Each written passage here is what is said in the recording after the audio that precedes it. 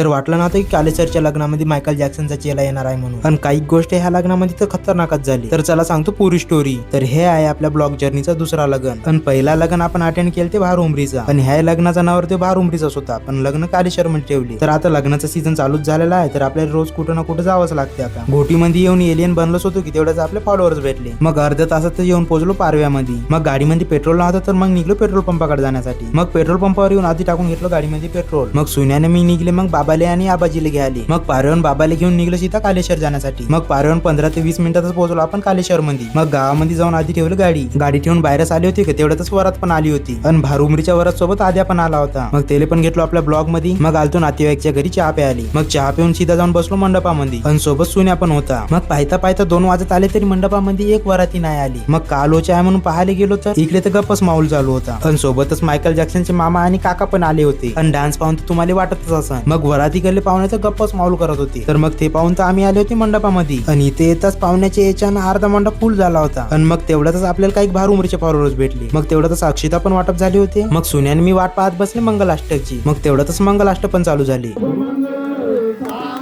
मग घटक्याबरोबरच लास्टवाला पण मंगलाष्ट झाला. तर मग सुन्याने मी वाट पाहत बसली जेवणाची. आणि बाहेर वाल्याचा तर वेगळाच माहोल चालू होता.